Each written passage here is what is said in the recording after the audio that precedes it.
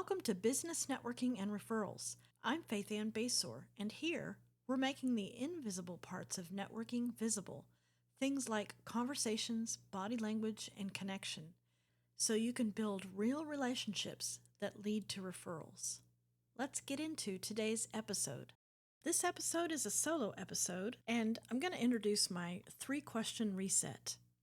The 3-question reset are the 3 questions that I ask myself before I walk into every networking meeting that I attend or every one-to-one that I attend. 2 of these questions I have mentioned before, and I've added a third, so it's called my 3-question reset.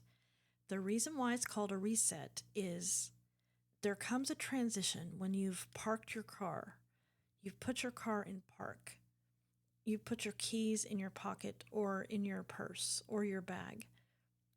And now it's time to get into the mindset of building business connections.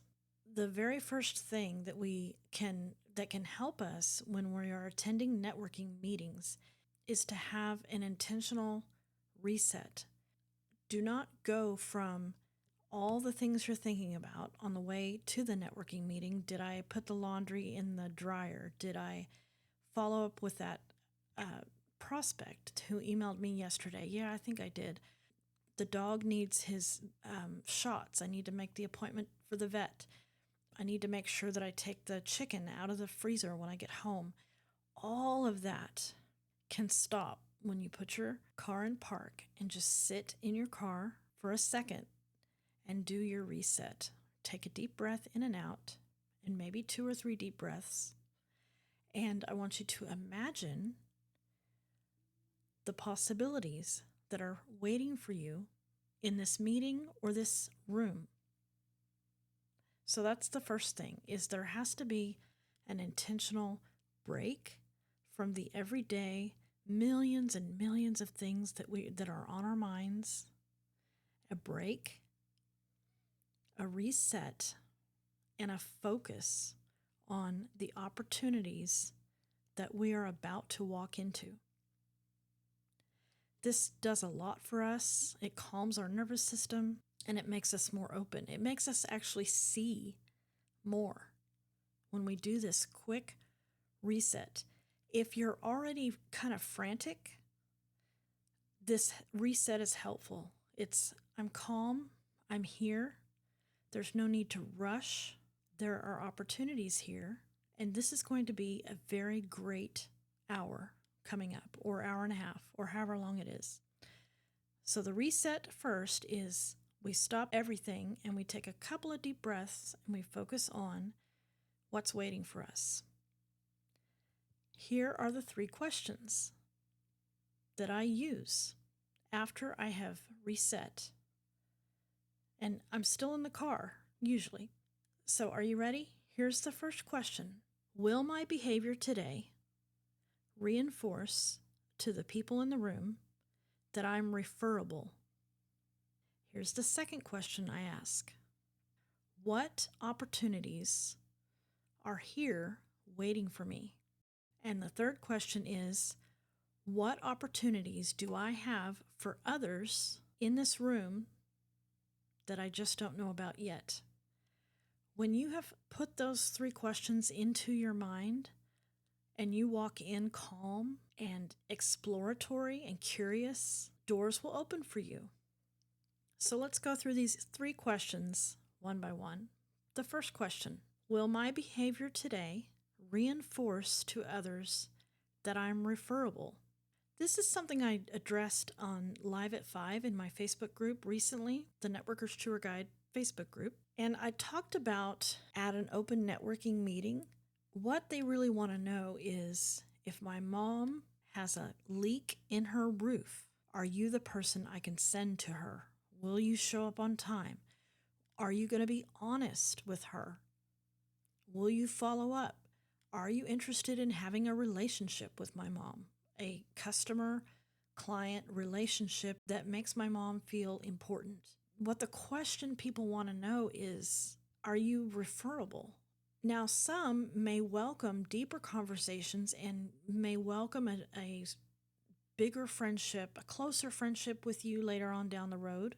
You're not going to go wrong, though, by keeping this in the front of your mind. Am I referable? Is the behavior that I'm displaying now going to make me referable in 3 months when I have consistently showed up in the same room every time it meets, and I have been friendly and warm, and I have educated, and I have been interested in other people, and I have sent them referrals, and I'm the one you can count on when we need more coffee, when the copier breaks, or when we need things. Am I inviting other people so that the room can grow? All of this leads to, when the need arises, when those people, when their mothers' roofs are leaking, or when there's a funeral and they need a florist, when these needs arise, you have shown them week after week after week, or month after month after month, that you're referable, that you are not going to be a risk when they mention you in rooms you're not in. Am I a liability or am I a blessing? Am I a liability or am I a blessing? That's the question people want to know. When I'm coaching clients and when I'm in this networking space and we're talking networking, we have to be reminded, I have to remind myself, that there can be months and months of someone being friendly to you and you guys seeing each other again and again, and there aren't any referrals going. And then all of a sudden, that person becomes a key decision maker when they weren't before. And you are providing the product or service that they need right now. And all that work that you've done lead up to you being an easy yes to refer, either to themselves or to their family, their friends. I feel like I could do a complete episode just on this alone. Since we have the other 2 questions to talk about, let me give you just two behaviors that you need to watch out for that instantly make you unreferable. Behavior number 1, and these are small, so there's many, many more. Let me just take these 2. These might surprise you, especially the first one. This happened to me a few months ago. I was at a networking meeting in the northwest part of town in Oklahoma City, and I was talking to somebody, and I'd been there a while, been there an hour and a half, and I did need to leave. And I told the person, it was great catching up with you. Man, I got to scoot, but let's get together. Or I don't remember exactly what I said, but something like that. And she said, yep, it was great visiting with you too. Yep, I think we should have a one-to-one or something. And so then we parted ways. Well, as I'm leaving, someone else stops me, wants to talk to me. And that was on my mind, what I had just said to somebody else. And it was true. I did have to leave. I was thinking about that. And what really stood out to me in that second conversation with that other person, who I really enjoy getting to know and would have loved to have talked to her longer. But what stood out was, I just told someone else that I had to go. And if I'm still here in 35, 40 minutes, then I have broken rapport with the other person I left, with the conversation that I left. So that second conversation was intentionally quick. And I said, yes, we do need to have lunch. I got to go. Can we schedule that lunch now, or do you want me to text you later? And we did schedule that lunch, actually, as I'm thinking about it. But that was on my mind. So this is just something easy to be aware of. When you're leaving a conversation, first of all, don't lie. Don't say you have to go if you don't really have to go. You're certainly welcome to leave the conversation whenever you'd like, but don't use an excuse that isn't true, because when that person sees you in 30 minutes still there, what if that person tomorrow is going to come into your ideal client? Something in their life is going to turn it into a direction where they are going to be face to face with somebody perfect for you. But yesterday, you told them that you had to go, and 30 minutes, you still haven't left the room. So here's what you can do instead, if you want to exit a conversation. you can exit because you really do genuinely have to go. And so if that's the case, then you walk to the exit directly, and anyone who stops you, you have to keep that in mind. It was so great to see you. I really wished I had time to visit with you, but I gotta go. Call me later, something like that.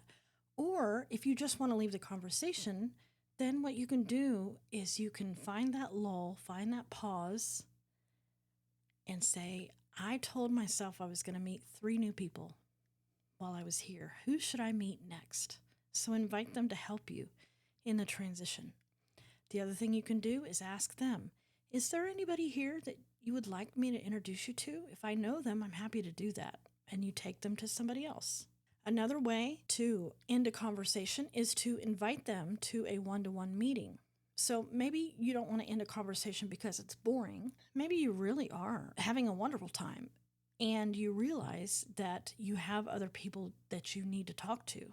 You can invite them to a one-to-one. That's a really nice way to end the conversation because we're closing the loop on this. We're having a great conversation. We're going to have another one in 2 weeks at this coffee shop. Pull out your phone, try and get it scheduled right then. And that's the perfect time. Now that it's scheduled, then you say, I'm looking forward to our coffee. Let me go see what other kind of trouble I can get into. Or let me go see who else has got news or something like that. And they're going to be happy to let you go. Is my behavior telling others that I'm referable? This is the second thing. Answer emails, texts, messages, answer them. Don't let emails and text messages, Facebook messages hang out in the ether. Now, this doesn't directly tie to your behavior in the meeting unless someone sees you at that meeting and they've been trying to email you, you have not replied. Every once in a while that will happen, and I'll see the person and I'll say, I owe you an email, if it's me. But I'm really getting better at not letting these emails hang out in no man's land. But I'll go up and say, Todd, I'm so sorry. I owe you an email. And then if I can, I address it, whatever it is right there. If I can't, then I'll say, you're going to hear from me today. But if the person you're trying to get a hold of is not replying and you see them and they don't address it, it just makes things weird and awkward. And then again, what if tomorrow I'm going to be confronted with an ideal referral for this person who won't answer my emails or texts? Why in the world would I refer them? I just won't, because I know that whoever I refer that person to is going to treat my referral the same way. Now, if there's a platform that you aren't good on, like you don't really want to be messaged, then just direct your messages from the platform that you want. If someone in your network, so at this time they're not a prospect, they're not a client, but they could be, and they could be a potential referrer in 2 months or something, and you want to maintain rapport with that person, and they continually message you on Facebook, but you don't really like to reply on Facebook, then reply with the method of communication you like. So either don't ever or stop replying to the Facebook message if you don't want that to be the place where you guys talk. Send them an email. It's kind of like I used to work in daycare a long time ago. This happened all the time. And the little kid would come up and say, Mary's chasing me. And I would say, stop running. They can't chase you if you're not running. So if you reply in a format that you're not liking, they'll never switch because you're reinforcing, oh yeah, this is the way I talk to Faithann. But if you see the Facebook message come in, but you reply to them in the email instead or text instead, and you never answer in Facebook because you know that's just not a good place for you, and you don't want to miss their messages, but you didn't take it to a different platform, then that's a good way to stay on top of your communication. So I'm not saying that you have to answer on all platforms, but you have to answer people. You got to find a way to answer people. And if you have found that a conversation no longer serves you, then you got to tell them that. So maybe you've emailed 3 or 4 times and you can't see a way that they can be of any use for you, and you can't see a way that you can be of any use for them, the thing to do is let them know. That way you're not the person that doesn't answer communication. Okay, so that's the first question. Second question, what opportunities are in this room for me? When you ask your brain that question, the brain wants to answer. So when you're walking in, there are opportunities here for me. I just don't know about them yet. I'm going to discover them. Not are there going to be opportunities, but what are the opportunities? And it doesn't always have to be a referral. It can just be you learn about a new service, you learn about a new product for yourself. I have a good friend, and she was a guest on the podcast, Lupita, and she told me something that struck me the other day. And so she's a stylist with Park Lane. And we've gotten closer. And she said, Faithann, when I first met you, you didn't wear jewelry. And I said, you're right.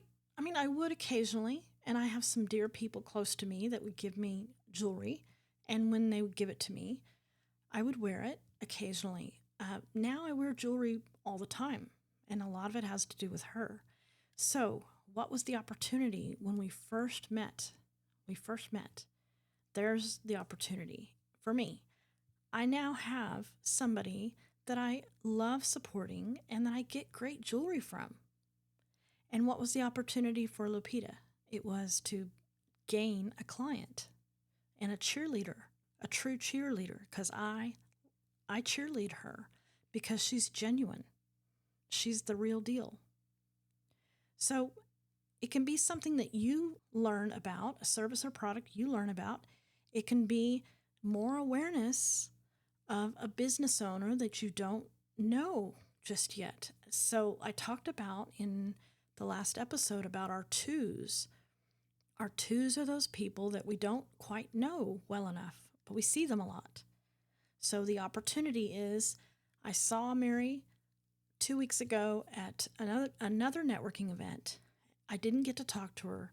Now I'm here. I get to learn more about her estate planning. I get to learn more about how she helps seniors with creating wills and trusts. And I didn't know that that's quite what she did. I didn't know she had the specialty. That's the opportunity. I'm learning more. And then, of course, there's creating curiosity about your own business, too. The race to positive interactions, and bringing light into the shadows, of what you do and how you help your clients, and bringing light into the shadows of how other people help their clients and how I can send them referrals when I've decided they're referral worthy, which goes back to that first question. Okay, finally, third, what opportunities are here for others that I just don't know about yet? And I just can't emphasize this enough, how things are changing all the time. I probably have mentioned this before. When my father died, the next day I became my mother's full-time primary caregiver. So decisions that were my dad's 24 hours before he died are now mine. That quick, in a day. So now I need new things. All these opportunities now for other people to help me with this transition, to help our family, now exist. Now, if you struggle to recognize opportunities when you're in networking rooms, I would love for you to book a 15-minute discovery call to see if there might be a way that we can work together, that I can look at the networking rooms that you're in. Together, we decide which people are the best conversations to have. How can we reach out to them? What are the opportunities in these networking rooms? And a quick call is going to be the easiest way for us to decide if you want more support around finding opportunities in networking rooms. Thank you for listening to the Business Networking and Referrals podcast. If a friend or business connection came to mind while you were listening, someone you genuinely want to see thrive, send this episode their way. And if you want better one-to-one conversations, grab 10 questions to ask in a one-to-one at thenetworkerstourguide.net/resources. Now go network. I'm rooting for you.